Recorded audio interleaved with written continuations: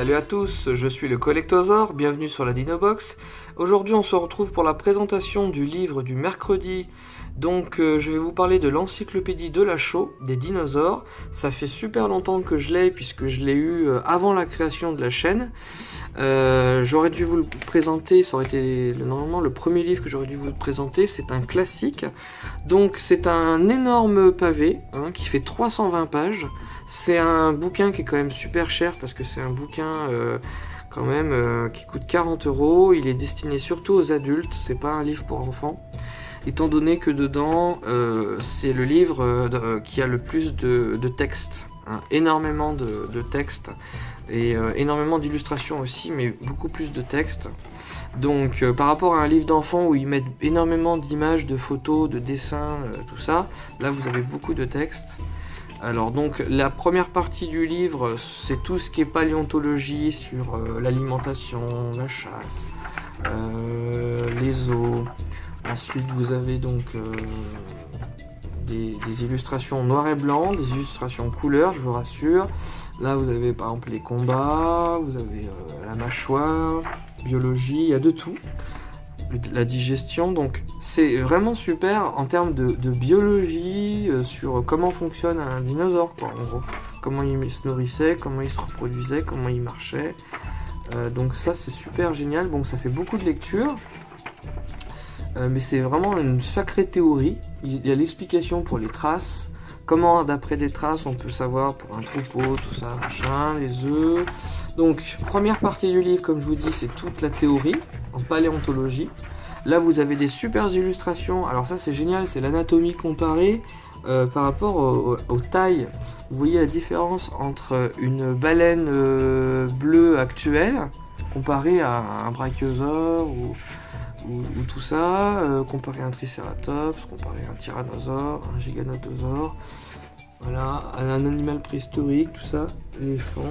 Donc on voit que voilà, c'est sur le gigantisme d'ailleurs ce passage. Ensuite vous avez comme ça, alors il y a, pour l'instant on a 55 pages de théorie, la Pangée, ça continue, les dates. Donc c'est vraiment une référence. Vous n'avez pas Wikipédia, internet est en panne ce jour-là, vous allez sur ce bouquin.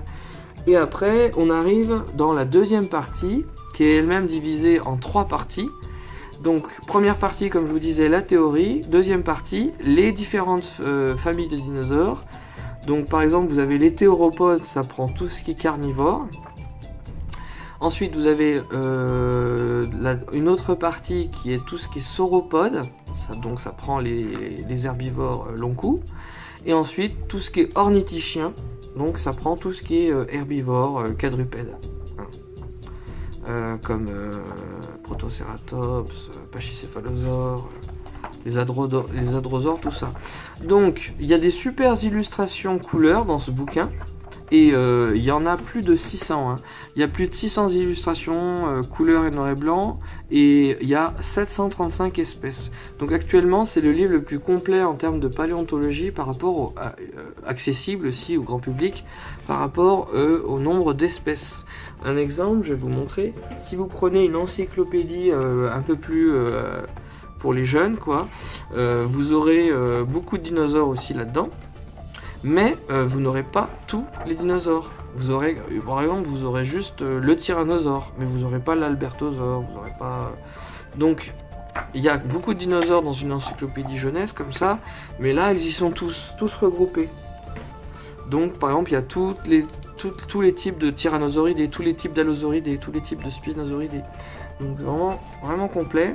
Ensuite, comment ça se passe au niveau de la partie donc anatomie. Donc on avait dit que ça commençait par les théropodes. Donc les théropodes, c'est tout ce qui est carnivore. Alors vous avez par exemple le représentant d'une espèce. On va essayer de trouver par exemple un truc connu. Imaginez par exemple le Célophysis. Ben, ils vont donner toujours le représentant de l'espèce Célophysis va être représenté, et ensuite vous avez tous les dérivés de Célophysis, voilà, qui ne sont pas forcément représentés puisqu'ils sont basés sur le grand frère. Pareil, vous allez avoir le Spinosaure, Et ensuite, ben, ils vont donner les différents dérivés de spinosaures, les différents dérivés de stégosaures. Voilà. Donc, dilophosaures, là on peut voir.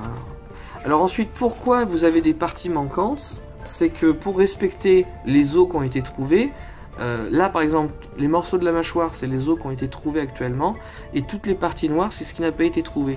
Donc, nous avons la silhouette par exemple, de l'Indosuchus raptorius.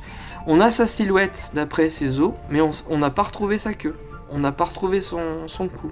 Donc on estime comment il doit être. Donc ça c'est sympa de voir un petit peu actuellement les connaissances sur un dinosaure en particulier. Vous voyez par exemple on a un squelette complet de Carnotaure. Et ça c'est vrai. Si par exemple vous savez qu'actuellement on n'a pas retrouvé de squelette complet, je sais pas moi, de Metriacanthosaure, ben justement vous avez les parties manquantes, voilà, comme ça. Donc c'est vraiment, vraiment sympathique d'avoir respecté le niveau de découverte de chaque dinosaure. Regardez, les T-Rex on a retrouvé des squelettes complets, donc on a un squelette complet de T-Rex. Mais par exemple, si de tous les squelettes de T-Rex on n'avait jamais retrouvé à chaque fois la queue, ben on n'aurait pas eu cette partie là. Donc je vais vous montrer, là on a des squelettes complets, sauf... alors attendez, je vais vous en montrer un qui serait vraiment incomplet. Alors, là par exemple, on a toujours des squelettes complets, donc ça va. Voilà, regardez celui-là, ce crâne là, un crâne de Dromaeosaurus, et ben on n'a jamais retrouvé le haut du crâne.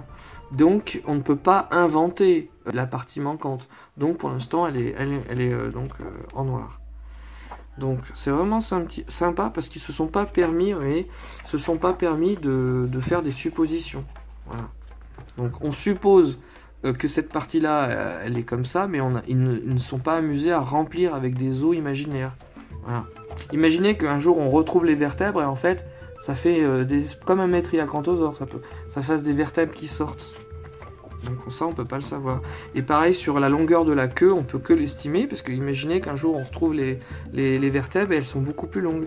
Donc ça, d'un point de vue anatomique réaliste, ce livre est très très scientifique. Et donc c'est pour ça que c'est plus pour les passionnés de paléontologie, c'est vraiment la Bible à avoir, quoi. C'est la base ce bouquin. Regardez un petit peu, on peut voir comment c'est foutu le fameux Amargasaurus. On voit à l'intérieur comment c'est rattaché ses épines. Voilà, parce qu'on a l'habitude de voir ça en fait, nous. Et on voit comment c'est fait dedans. Donc vraiment ce que j'aime dans ce bouquin, c'est l'intérieur des dinosaures. Donc soit vous avez l'intérieur en squelette, soit vous avez la partie en muscle. Regardez, je vous montre ici. Là vous pouvez voir comment est la musculature d'un brachiosaure. Et pour certains dinosaures cuirassés, vous avez la partie cuirasse. Comment c'est fait un petit peu dedans l'armure. Donc... sympathique. Il y a vraiment tous les kentrosaures, tous les stégosaures, tous les anguillosauridés, c'est vraiment génial. Donc on avait dit donc, ces fameuses 3 parties, théropodes, sauropodes et ornithichiens. Donc ça reprend, donc, comme je disais, les tricératops, tout ça, les herbivores. Et à la fin, vous avez la dernière partie du livre qui est l'index. Et donc ça c'est idéal pour retrouver un dinosaure. Un exemple, imaginez j'ai envie de retrouver le corythosaure. Si je veux retrouver le corythosaure, je vais aller page 310, 311. Ben, on n'était pas loin. 310, 311. Voilà. Et là, c'est tout ce qui concerne les corythosaures. Donc là, on peut voir le crâne du corythosaure. Là, c'est autre chose. Hein, c'est l'Olorotitan. Et voilà, le corythosaure qu'on retrouve encore ici. Voilà. Donc, c'est vrai que moi, quand je cherche un dinosaure en particulier, j'ai plus de mal à le retrouver directement, donc il faut quand même passer par l'index. Imaginez si je veux chercher le Concavenator, je peux déjà aller dans la partie théropode parce que je le sais, mais ça ira plus vite d'aller dans l'index. Donc ça c'est un plus. Alors sinon, qu'est-ce que je peux dire de plus sur ce bouquin? Alors le plus, c'est que c'est une référence en termes de bouquin, qui a toutes les espèces de dinosaures connues jusqu'à présent. Sauf bon, les dernières qui viennent d'être découvertes, hein, comme les dinosaures chinois de 2018, ils ne seront pas dedans. Mais il y a 735 espèces, 600 illustrations, des planches anatomiques vraiment géniales, puisqu'il y a à la fois les os, les muscles ou la peau. Des belles illustrations couleurs quand même, regardez, on a quand même pas mal. Et énormément de théories, énormément de... Quand même, on avait dit qu'il y avait la première partie du bouquin, c'était quand même... Oh là là, regardez. 63 pages de théorie sur la paléontologie, hein, c'est quand même pas mal. Sinon, les points négatifs, c'est qu'il y a moins d'illustrations que dans certains bouquins, qui sont beaucoup plus colorés, beaucoup plus riches en images. Mais ça se rattrape par le fait qu'il y a énormément d'illustrations anatomiques dedans. Donc ça se rattrape. Sinon, les plus, c'est le fait que ça soit complet. Hein. C'est pas comme dans ces fameux livres plus enfants, où on va vous parler brièvement d'un T-Rex ou d'un Triceratops, mais pas plus de détails sur tous les dérivés de cératopsiens. Donc vraiment, si vous voulez avoir un livre complet, c'est celui-là. Donc voilà, on a pu voir, 40 €, c'est quand même un certain achat, mais c'est vraiment la base pour les adultes, hein, je parle, d'avoir ce bouquin. Donc voilà, j'espère que cette présentation vous aura plu, et je vous dis à la prochaine. Salut à tous, c'était le Collectosaure.